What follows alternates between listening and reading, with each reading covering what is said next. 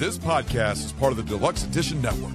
To find other great shows on the network, head over to deluxeeditionnetwork.com. That's deluxeeditionnetwork.com. Hold on, stop.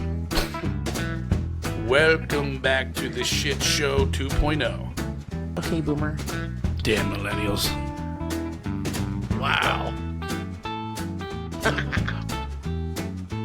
Did not know that.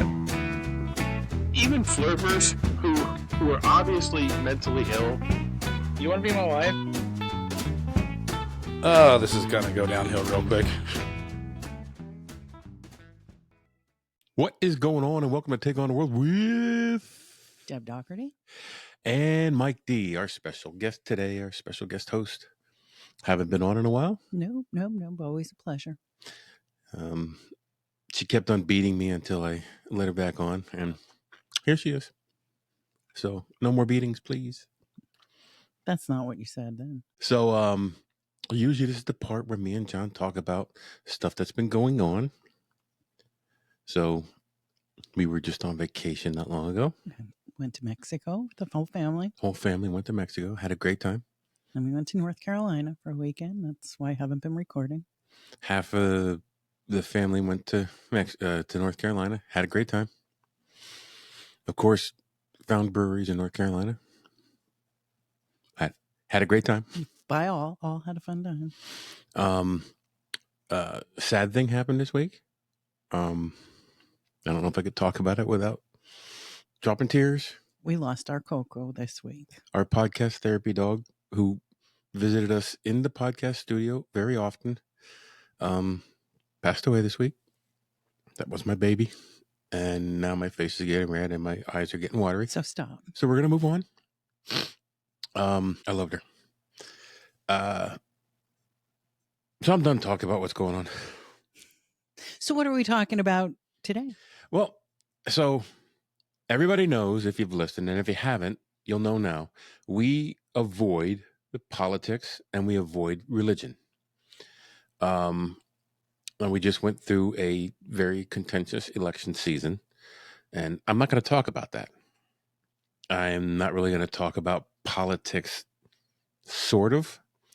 But what came to my mind is, since I love history and I love research and stuff, I wanted to know how many assassination attempts on presidents, candidates, and president-elects there were over history. So we're not really talking about politics per se, even though it rears its ugly head a lot in these things. I'm talking more about the American political process. So I'm not picking one side or the other. I'm not doing any of that. I vote for tacos. And margaritas. Can't go wrong with those. Actually, that is a T-shirt right there. A funny story. We went to a brewery up in Scranton when I went to my movie premiere. I didn't know if anybody knew I was in a movie. I still need your autograph. Okay. We stopped in, just, hey, there's one around the corner. Let's walk up there. So we went up there. We were trying the beers, and the bartender came up and said, hey, the first 50 people who come in get a free T-shirt today. Yep. And I'm like, well, I know you don't have my size. So I said, let me get a small, and I'll put it in the podcast studio because I think it's a cool shirt. Good. So, nice idea. So I vote tacos and margaritas. So anyway, we're going to jump into this. America around the world has a varied reputation. Sure. Some people love us. Some people hate us. We're loved because we're the land of opportunity, beacon of light on the hill. And we're hated for the same reasons. Absolutely. By some countries. So there's a bit of jealousy. In my opinion. Well, we're perceived as arrogant. Yes. Well, I don't know why. I don't know why we're perceived as arrogant. We're the best in the world. So where's the arrogance? I always say there's a fine line between arrogance and confidence, and just confidence as shit. Yeah, you like to tweak that line a lot. No, when you're this good. I think what separates us from many countries is we have a relatively peaceful political process. Usually our transfers of power are very peaceful. There's no violent coups, disappearances of political opponents, out and out assassinations are relatively rare in the U.S. Very unlike so many countries around the world. That's not to say that the political process doesn't get ugly, because we do have an ugly political process as well. And it always has been. And like people say today, things are so ugly. You go back and, George Washington, Jefferson, there were some nasty backstabbing going on back then. And people would publish papers under another name, and they were in the administration talking shit on the president. And it was just, and they were saying horrible things. And they would go after family members as well. So it's always been an ugly process. It's human nature. And when you're in America, where you have the freedom of speech, still, there's little repercussion. Yeah. Like you can't really say anything. And the other thing that has always bothered me about our political process is that if you're advertising a product, there's a truth in advertising law. You have to have truth in your advertising, and it gets stretched, it gets bent. But if you get to that point where the courts deem that you broke that truth of that, you're liable for whatever you did. In politics, there is no truth in advertising in politics. It doesn't exist. And I think it's despicable. It's considered a special class of speech, and it's protected. I just think it's wrong. Like you shouldn't be able to. Well, everybody bends the truth when it comes to political advertising, and I get sick of it. Like I posted on my Facebook, I will be happy when this election's over, not because of whatever else was going on, because I didn't want to see any more damn political ads on TV. I'm just done with them. And I don't care what side you're looking at. I was just done with them. So the day after the election, gone. I always think if we put half the effort into helping our neighbor, we'd be much better off. Yes, I agree. So if you look at some of these authoritarians or semi-authoritarian countries around the world, these countries are no strangers to political persecution.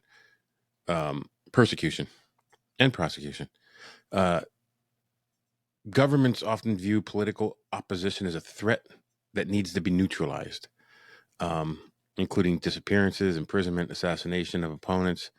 It's happened in many countries. It's happened out in the open. Like, because these other countries control their media so tightly, the people in that country just, he fell down the stairs, and that's what they're told. So that's what people believe. We don't know how he was exposed to radiation. Right. Oh, it's so sad. So here's some examples from different regions and periods. This isn't all modern day, but the first one is there was a critic of Putin. He was poisoned in 2020. It was widely attributed to Russian agents. He survived the poison and he was then arrested and upon returning to Russia, and he served a sentence on charges of international organizations regards as a political movement. In other words, he opposed the sitting president. And I think it was someone who was going to run against Putin. I think that's what it was. Another one, an opposition leader and former deputy prime minister in Russia, was assassinated in Moscow in 2015.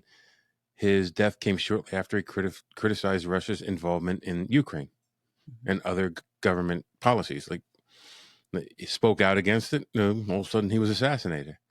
And it's widely believed that at the time, the current administration had something to do with it. Now, because the country is the way it is, no one really investigated it. So no one really knows. I think 100 years from now, if there's another revolution, you'll know the truth will come out. And that's typical. Yeah. Even in this country, there's still people who have all sorts of conspiracy theories about this or that. And it takes time, but eventually the truth comes out. In China, an environmental activist and critic of the Chinese government was imprisoned in 2005 and died in prison in 2016 under suspicious circumstances. And it's well known that if you disagree with the government in China, it doesn't matter if you're politically connected or you're just some guy in the street, you speak out against the government, most likely you're going to jail. Well, no, and you even see it now. I think we're big Jackie Chan fans. Yeah.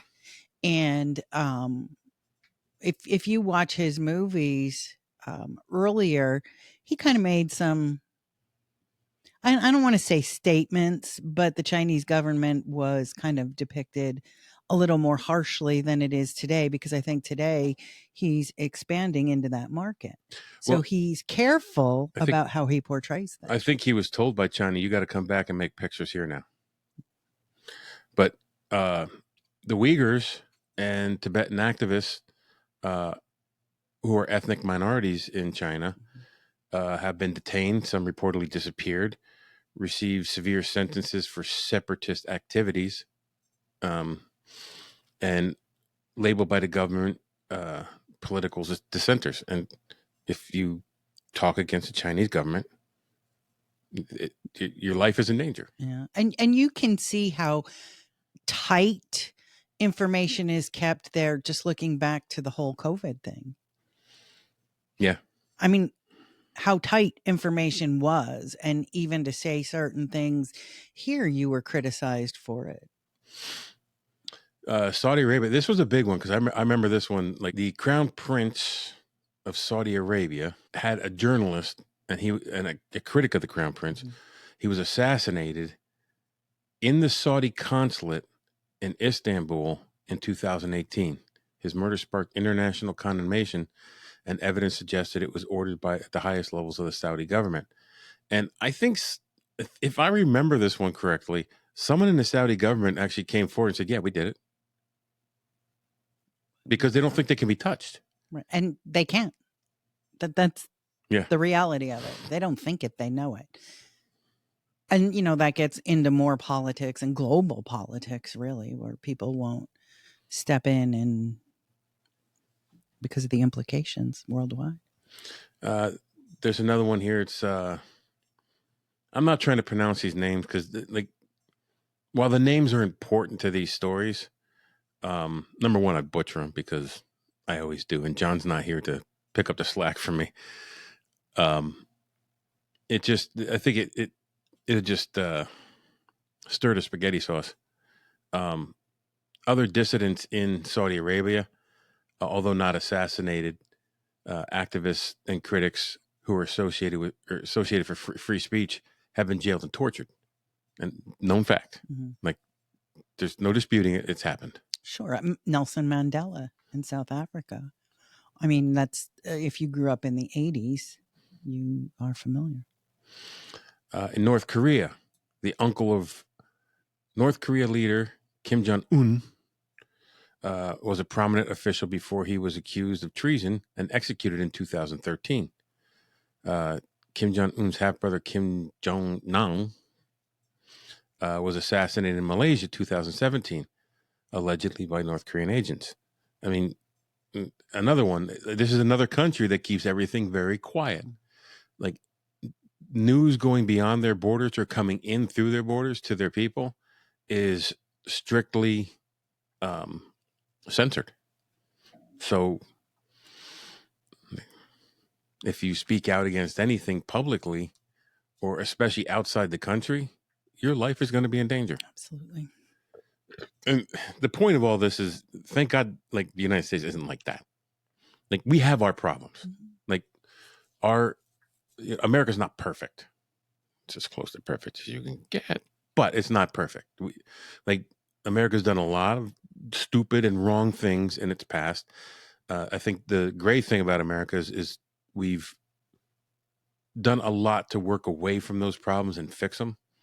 And when new problems come up, I think there's an active effort to repair the issues at hand. Well, we're human and we can always do better.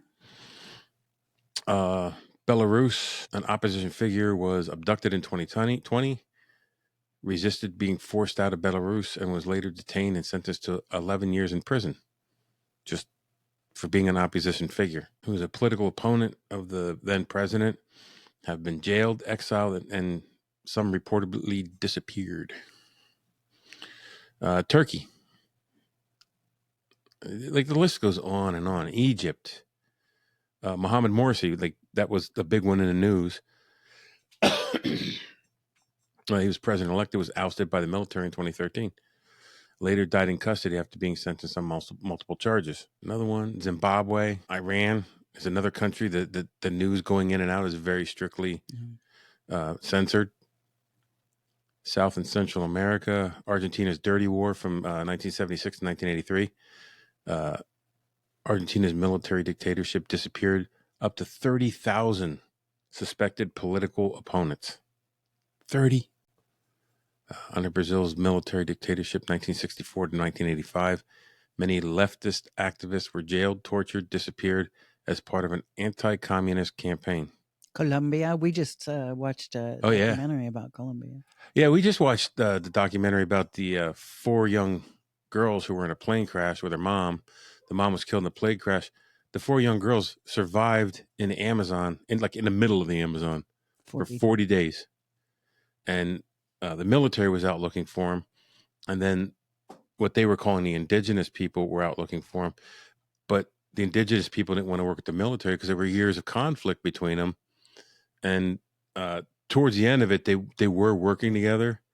But and it was nice though, because at the end they both credited one another, and it was like, look what people can do when they actually work together. So, like I said, America's far from perfect. It's flawed in many ways. And I believe what is great about America is we see our flaws, we move towards fixing them, sometimes very slowly, but we move towards it at the same, just the same. So the United States has had 18 direct either assassination attempts against U.S. presidents, president-elects, or presidential candidates. I didn't realize it was that many. Well, there's a couple of them that I think are like, okay, were they really assassination attempts? Well, yeah, like someone throws their shoe out of the president. That wasn't counted. Oh, okay. Like there's a couple where they just shot at the White House, or the latest one, where someone was just in the bushes with a gun, no shots fired at the presidential candidate, and Secret Service shot 6 times or 5 times at him, and he took off. He dropped his gun, dropped his bag, and took off. So was there danger? Yes. Was it an assassination attempt? I don't know. I don't think he's been charged with an assassination attempt. Well, but intent, yes, is the crime. Yeah, I agree. I agree. But I think there's 3 of them like that, and they're the more modern ones. Well, let's delve into them. Okay, let's go. So we're going to do them chronologically, and I have a Congressional Research Service report from December 28, 2009. So it doesn't include the most recent ones, but I'm going to link that PDF in the description because it's very thorough and it's got a chart on it, and it gives you all of these chronologically. So where I got most of my information for this. I did get my information from a couple other websites. There was some discrepancies in some things. We'll touch on. And that, we're actually going to touch on it. So we're going to go back to 1835, January 30th. Andrew Jackson. He was 5 years, 11 months into his presidency, and it was the first presidential assassination attempt that took place. It took place in Washington, D.C., on the steps of the Capitol, and it was an unemployed house painter Richard Lawrence stepped out from behind a pillar where he was hiding and fired at Jackson. The pistol misfired. He attempted to fire again, but bystanders tackled him to the floor. At his trial, he was declared insane. Lawrence was convinced that he was the rightful king of England and that Andrew Jackson alone stood in the way of his claiming his crown. Now, this is one of the ones that there's a discrepancy in the motive. I didn't put the second motive down because this is the one that was on the Congressional research report. What was the second motive? You know, it had to do with Andrew Jackson being in the way of taking power of something. Well, Andrew Jackson, he hated the federal bank. That's actually what his tombstone says. I killed the bank. He hated the Fed. So, I mean, I don't know. I do know that. I do know that that was part of the politics of the time. And he was not liked by a lot of people. I don't remember him. No, I don't. But from history, he was I can't remember back to 1800s anymore. He was a Southerner. He was this is leading up to the Civil War. Yeah. My memory's failing, but yeah, he was not nice. He was not a nice man. So that brings us to, I think, one of the most famous assassinations, April 14th, 1865, 4 years, 1 month into Abraham Lincoln's presidency, and it happened in Washington, D.C. at the Ford Theater.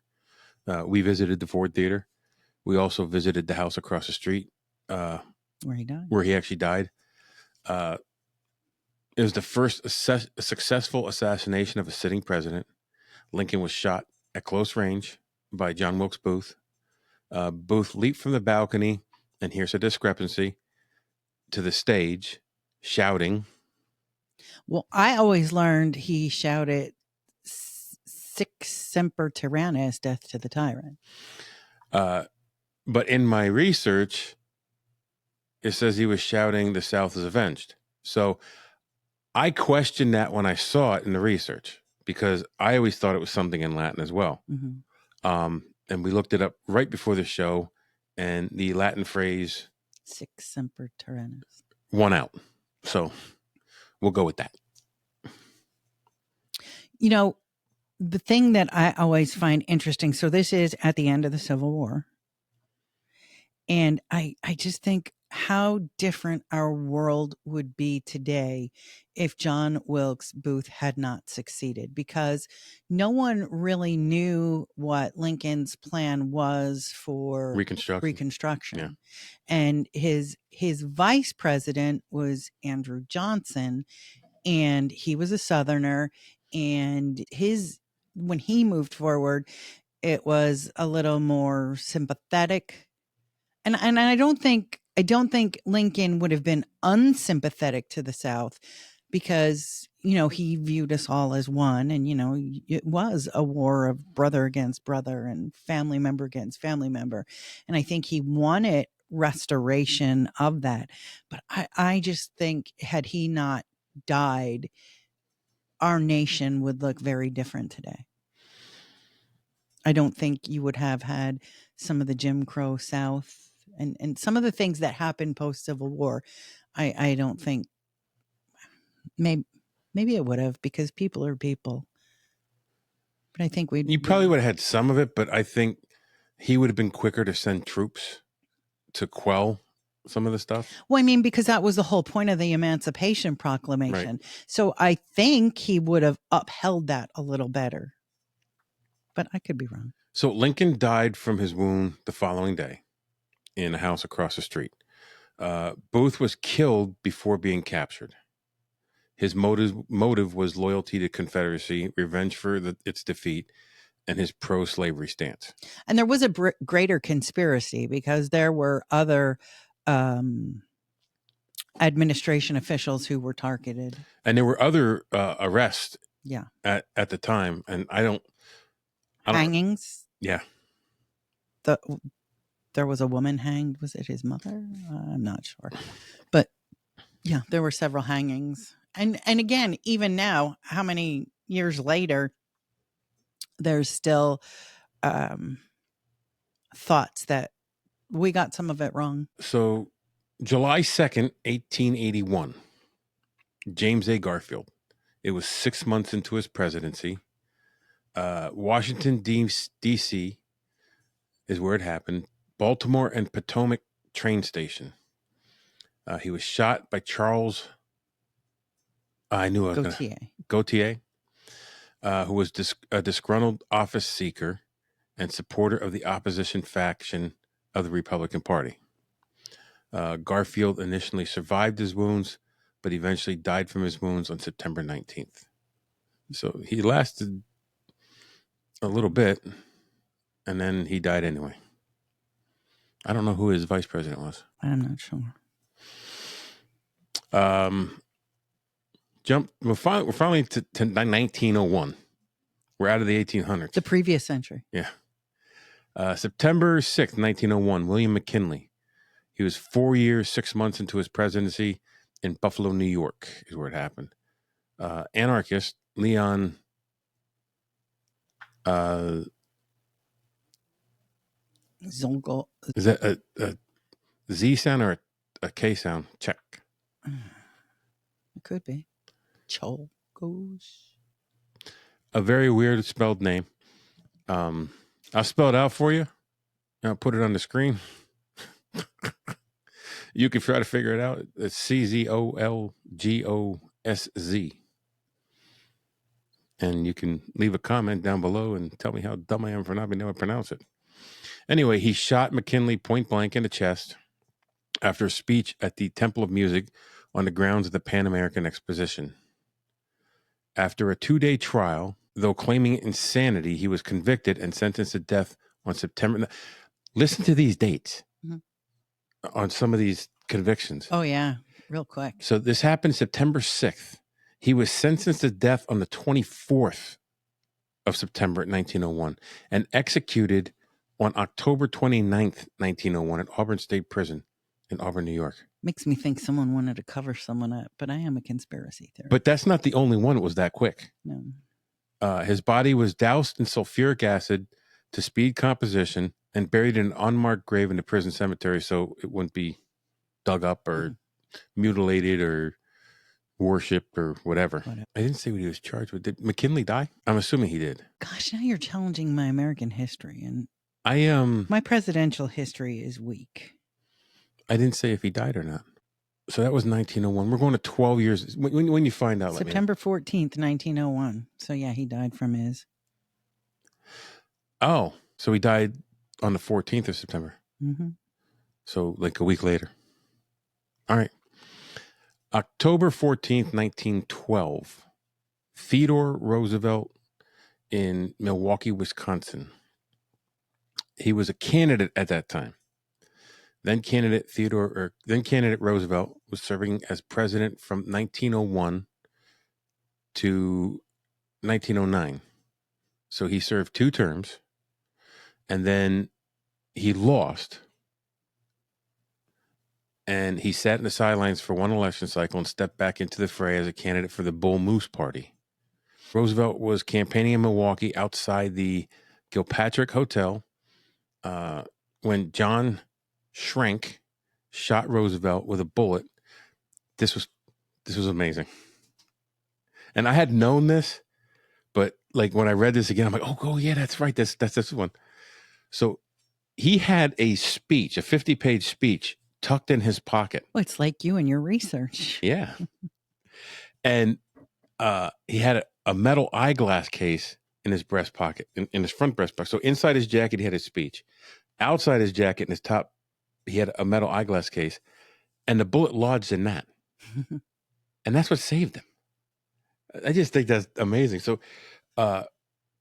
Roosevelt, without missing a beat, said, "Friends, I shall ask you to be quiet as possible. I don't know if you fully understand that I have just been shot." And he unbuttoned his shirt and pulled out a speech. He goes, "It takes more than that to kill a bull moose. Fortunately, I have my manuscript. You see, it was going to make a very long speech. There's the bullet." He's pointing to the bullet. There's the bullet. There's where the bullet went through. It probably saved me from going into my heart. The bullet is in me now, so I cannot make a long speech, but I will try my best. He was quite a character. Like, so it still went in him. Mhm. It just didn't go in that far. And like he pulls it out and he's like, "Hey, I was going to make this speech. The bullet went through it. So I'm still shot. And I'll try to make a long speech for you, but I don't know if I'm going to make it." Schrank he didn't have a trial. Okay. He was found mentally ill in a short court proceeding, claiming he was instructed by the spirit of late President William McKinley to kill President Roosevelt. Okay, so Roosevelt was McKinley's vice president? Yes. Okay. And that's why That answered my question before. Mm-hmm. That's why he didn't have it in there. To prevent him from seeking a third term, which actually was a big deal back then. Like, because George Washington said, "Look, I'm not a king. I did 2 terms. Now I'm going to go retire and be a farmer." Mm-hmm. And other presidents had followed his lead. When Roosevelt ran for a third term, it was like, whoa, what are you doing? You're not supposed to do that. Because it wasn't limited by law then. Right. So we come to February 15th, 1933. Franklin Delano Roosevelt. And this was in Miami, Florida. President-elect FDR, just 3 weeks prior to the inauguration, was shot in Miami, Florida, giving an impromptu speech in the back of an open car at Bayfront Park. This is where the Secret Service started questioning using open cars. Okay.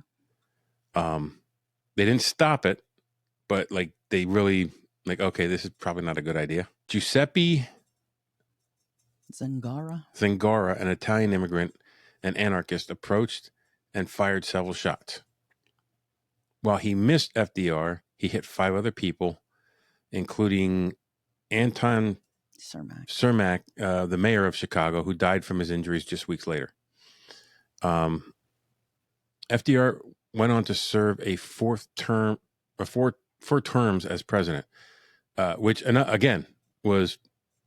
This is after they changed the law after this. After this, yes. They're like, that's just too long for anybody. Because most presidents, again, as a nod to George Washington, out of respect for him, out of respect for the idea of our founding, wouldn't have the gall to run 4 times. Zangara was convicted of murder on, so this was February 15th, convicted of murder on March 9th, 1933, and sentenced to death. Just days later, on March 20th, 1933, Zangara was executed at Rayford State Prison in Florida. In defiance, he reportedly shouted, "Push the button," before his execution. They electrocuted him? Yeah. Push the button? And it's not a button, it's a lever. I know. I've watched The Green Mile. More than once. Or maybe they had a button. I don't know. But the short time frame again, like, man, no appeals, no. Sometimes I wish it was still like that. Again, it just makes me think, well, what were they rushing for? What were they covering up? What were they hiding?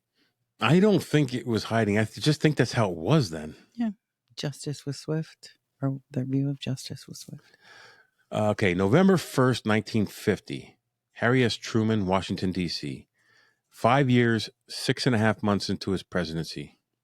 And while he was at the White House, while the White House was undergoing renovations, Truman was staying across the street at Blair House when 2 gunmen broke in. Oscar Collazo and Griselio Torresolo. Truman was uninjured. However, White House policemen and one of the assailants were killed in the gunfire. Torcello was killed. The attack was motivated by the desire to draw attention to Puerto Rican independence movement. Collazo was charged with multiple federal offenses, including attempted assassination of the president. He was found guilty in 1951 and sentenced to death. In 1952, Truman commuted Collazo's death sentence to life imprisonment, partially in response to international pressure and the political nature of the attack, which he linked to a border issue with the broader issue of Puerto Rican independence. He remained in federal prison for over 25 years. In 1979, Jimmy Carter granted clemency to Collazo, along with several other Puerto Rican nationalists, as a gesture to improve relations with Puerto Rico. He died at age 80, February 21st, 1994. And so now I'm not getting into the politics of the broader issue, but when you look at these earlier attempts, these people were killed. The assassinators were executed like that. And then you see how things change. Truman dropped the atomic bomb, right? Yeah. He commutes this guy's sentence, and then Jimmy Carter releases him. And I'm not getting into the broader issue of the politics. I'm just saying, look at the change. Well, I'm going to go out on a limb and think Truman's like, how many people have I already killed? Maybe. Like, can I show mercy to this one guy? Maybe, but it's just the whole thing is odd to me. I don't know. I don't know the reason. The political winds have shifted. Mm-hmm. Yeah, exactly. That's what I'm saying. Without getting involved into the politics of it, just the attitude and a sign of the times. I know from doing my lockup series around the 50s, mm-hmm. there was a lot of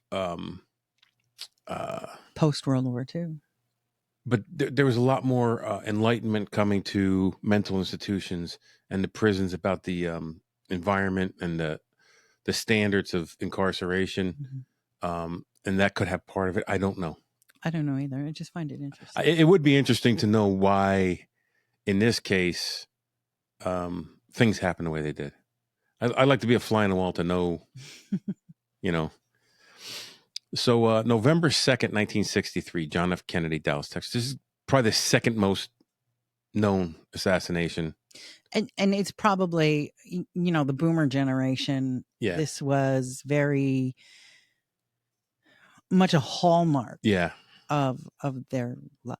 A lot of them, their whole mindset was wrapped up in this. Like the way they grew up and the way they lived their life was molded around this incident. Mm-hmm. And then our generation, we were born 7 years after this. And so we grew up with it still being relatively fresh. Yeah. And I think, I didn't know who Kennedy was, but the name Lee Harvey Oswald was bounced off the halls of our school all the time. I knew Kennedy was the president. I knew he was assassinated. But you always heard, Lee Harvey Oswald, Lee Harvey. And why does every assassin have school? Why does every assassin have three names? Do you know what I mean? That's this kind of stuff. What do you mean what's wrong with my school? So he was 2 years and 10 months into his presidency. I think, I don't know, is this the dawn of the conspiracy theory too? I mean, as it comes to. I think it's the dawn of the modern conspiracy theory. Because there's so much stuff that was not told to people or kept from the public. Intentionally. Yeah. Another of the best known assassinations, I already said that. While riding in a motorcade in Dallas, Kennedy was shot and killed by Lee Harvey Oswald. This is the official story. This is the officials. This is what is on the government documents that were released to the public. So after this, the Secret Service said you may no longer travel in an open-top vehicle. Not allowed. 2 days after his arrest, Dallas nightclub owner Jack Ruby shot and killed Oswald. Oswald's motive remains unknown. Conspiracies abound around the entire situation. There are thoughts on what his He was an alleged communist, right? alleged, but nobody knows for sure what his motive was, or at least it's what the official government documents say. Right. And there have been tons of theories about whether he was a lone shooter. And So I would encourage anybody to put your theories in the comment section, because I know there's a million of them. absolutely. And, I have my own, and I'm going to keep them to myself because I'm not getting political on this. John and I would go off on a huge tangent here. Okay, but it's not political to say, look, I think one shooter is highly unlikely. I don't think one shooter is highly unlikely. Several times it's been proven that one shooter could make that shot. Could Lee Harvey Oswald do it? I don't know. Bones disproved that theory, in an episode. No. Seeley made the shot. No, they lied to Seeley. Silly Booth made the shot on a TV show. But several other shooters have made this shot, but they were expert marksmen. Lee Harvey Oswald was not. So there's enough hinky stuff around this to say there's more to it. Right. And then you have to look at the greater world and other things that were going on. You had the assassination of Martin Luther King, Malcolm X. Yep. And then after John Kennedy, his brother. It's one of these things. Look over here. What's going on over here? The death of Marilyn Monroe is know what I mean? Then you get way out there. And the problem is the more you don't say, the more questions rise. And that's where the conspiracy theories start to bubble. Well, and then why the Warren Commission? Why did they archive that for, 50 years? And even once they did release it, it's so redacted. Yeah. You can't, I don't even know if you see the president's name in the damn thing because it's so redacted. No. So Ruby was found guilty of murder on March 14th, 1964, and sentenced to death.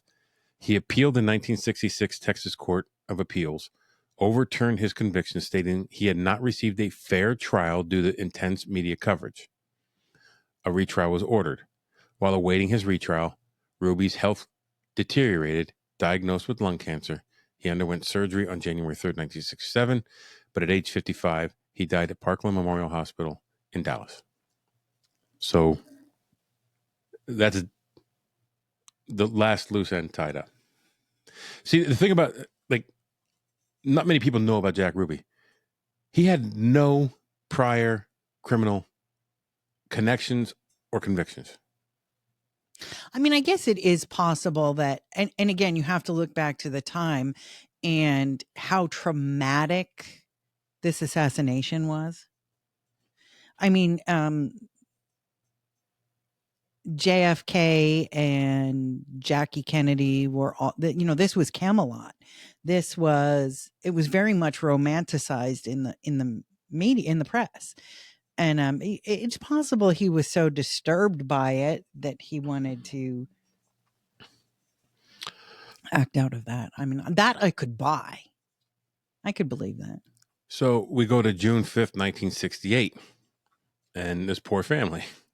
Robert F. Kennedy in Los Angeles, California. Senator and presidential candidate Robert F. Kennedy, brother of President John F. Kennedy, was giving a victory speech in Los Angeles Ambassador Hotel in the kitchen pantry after winning the California primary. So they were escorting him out. And he was the presumptive nominee. Everybody thought he was going to get it. And a lot of that was sympathy vote because his brother was killed. But everybody thought he would be the guy. After his speech, he was shot and critically injured by Sirhan Sirhan, a 24-year-old Palestinian man who opposed Kennedy's pro-Israel stance. Kennedy died from his wounds the next day, June 6, 1968. It is pretty cut and dry. Mm-hmm. No conspiracies on that one, really. I don't think. At least I don't know any. I'm sure there are always, but no, I'm not aware. I didn't even know this one. We were 2 years old. Well, you were. I was still 1. May 15th, 1972. George C. Wallace, Laurel, Maryland. Governor of Alabama and presidential candidate George Wallace was campaigning at a shopping center in Laurel, Maryland, when Arthur Bremer fired multiple shots. Wallace was hit 4 times, including the abdomen and chest, and paralyzed from the waist down. So he lived, but he was paralyzed. While he won the primary, the injuries ended his campaign for president. Bremer was arrested at the scene and later charged with attempted murder. He was convicted and sentenced to 53 years in prison, but was released on parole after serving about 35 years. Okay. The next one has a special distinction that only 2 of the people on the list have. So this is Gerald Ford, September 5th, 1975, in Sacramento, California. Ford was giving a speech At the California State Capitol. Yeah, at Sacramento. When Lynette Squeaky Fromm, member of the Manson family, approached Ford with a .45 caliber revolver, aimed the gun at him, but did not fire. She was quickly apprehended by the Secret Service agents before she could pull the trigger. Fromm was charged with attempted murder. In 1976, at her trial, she argued she was not a threat to Ford's life. Of course you were a threat. You had a gun pointed at him. But she was convicted and sentenced to life in prison March 29th, 1976. So that was September to March. That was pretty quick, too. She was eligible for parole in 2002, but remained in custody until August 14th, 2009, after serving 34 years. So what was so special about that? Nothing. Except September 22nd, 1975, about 6.5 months later, actually, no, 6.5 weeks later. No. 17 days. Oh, shit, I thought it was much longer than that. 17 days later, from the Fromm attempt on Ford, Ford was leaving the St. Francis Hotel. Sarah Jane Moore fired a revolver at Ford from a distance of 40 feet as he was entering his car. She missed due to a bystander, Oliver Sipple, who grabbed Moore's arm, causing him to miss. Moore was apprehended immediately and later charged with attempted murder. Moore was convicted on March 2nd, 1976, sentenced to life in prison, and was paroled 32 years after serving 32 years, December 31st, 2007. So 2 attempts in 17 days. What Jerry Ford? What could he possibly? Well, they were both women, and I'm just wondering if she was a Manson follower too. I don't know. They don't make the connection in the research or on the government report, but I'm just wondering. No, I don't remember that. We were about 5. Yeah, I don't remember that. I don't remember that either. I remember this one. Right. March 30th, 1981. Ronald Reagan. Washington, D.C. President Ronald Reagan was leaving the Washington Hotel in Washington, D.C. after giving a speech when John W. Hinckley Jr. opened up fire. He fired 6 shots, hitting President Reagan, James Brady, press secretary, Tim McCarthy, Secret Service agent, and Thomas Delaney, D.C. police officer. Brady was struck in the head and left him permanently disabled. McCarthy was shot in the abdomen and survived, but he had health issues for quite some time. Delaney was shot in the back. He survived, but also had long-term health issues. Reagan was rushed to surgery and remained in the hospital for 13 days when he returned to the White House. There's something I do remember about this. He never transferred power to the vice president. And there was a big deal made about that. I don't know why. Why he never did? Yeah. Probably because, why wouldn't Congress? Because he would have been incapacitated while he was in surgery. Yeah, because his surgery was long and it was a touch and go surgery. Like definitely could have died on the table. But they never transferred power to the vice president, which, as much as I loved Ronald Reagan, I don't give a shit who knows. I didn't agree with everything he did. He did some union busting shit, which I didn't like, but I loved Ronald Reagan. Well, George Herbert Walker Bush was his Yeah. VP. So, I mean, he was a little more moderate than Reagan would have been. So, But I don't know why it didn't happen, but it didn't. You're right. it should have. In my opinion, this is another thing I don't agree with that administration on it. That should have happened. Anyway, Hinckley was arrested at the scene and charged with attempted murder and related offenses.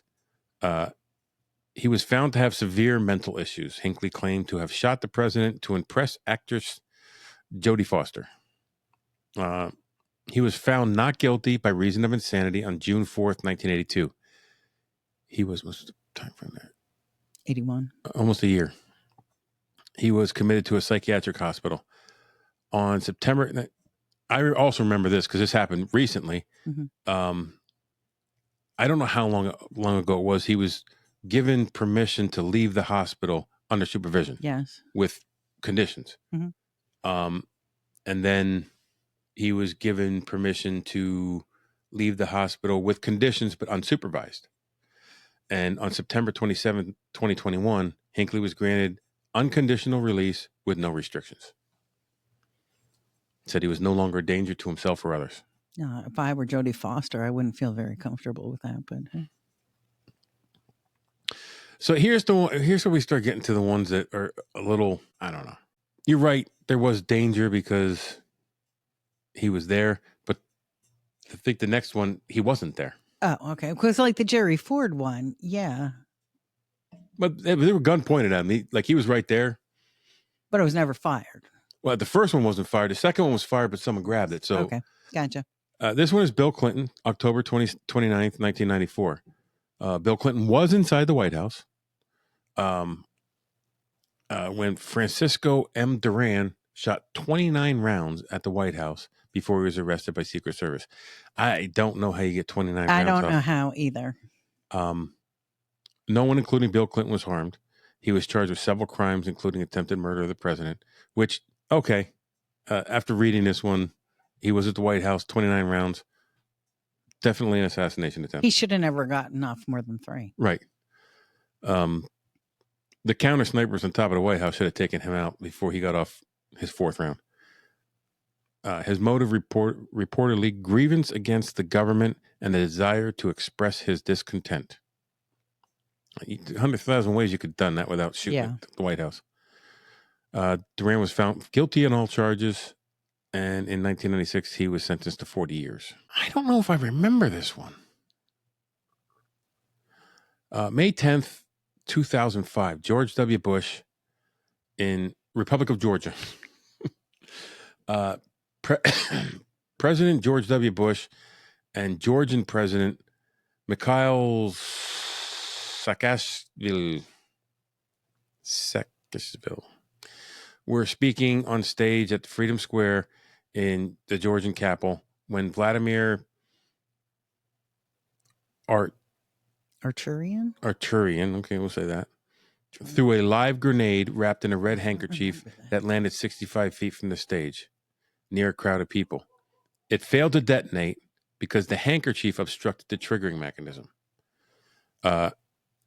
Incident was not noticed by the two leaders right away. Security personnel spotted the hand grenade afterward and cleared the area. The exact motive toward Bush was unclear. However, reportedly, he held anti-Western and anti-government sentiments. After a manhunt, he was arrested in July 2005. During the arrest, he resisted and killed a Georgian police officer. In 2006, he was convicted of attempted assassination and murder of a police officer. I don't remember that story. I don't either. I remember the shoe throwing story. I don't remember that. Isn't that weird? Yeah. That was publicized, but I don't remember. I'm trying to think, what was I doing in 2005? So a grenade 65 feet away that never went off, that didn't know it was even thrown right away. They're still attempts. Okay. This one, I don't think is an attempt. November 11th, 2011, Barack Obama, Washington, D.C. Oscar Ramiro Ortega Hernandez approached the White House and fired at least 8 rounds into the White House before he was caught. Obama was not home at the time. But he didn't know that. That's why it's still considered an attempt. However, Ortega Hernandez did not know that. Just said that. I know, but Ortega Hernandez believed the federal government was conspiring against him and that Obama was the devil. He was sentenced to 25 years in prison for terrorism and weapons offenses, but not for attempted assassination. Right. 2013, Donald Trump, Butler, Pennsylvania, former president and presidential candidate, then candidate Trump, was on a stage at a Butler Farm Show grounds in Butler, Pennsylvania. Thomas Matthew Crooks was nested on top of a building and fired 8 rounds from an AR-style rifle. 1 round wounded Trump in ear. Crooks also killed 1 audience member and critically injured 2 others. Crooks was shot and killed by Secret Service counter sniper team. Corey Comparator was of Savor, PA, was killed by the gunfire in the stands. David Dutch of New Kensington, PA, was injured, and James Copenhaver of Moon Township was also injured. Both were sent to the hospital in critical condition, but were soon upgraded to stable. This one could have been much different.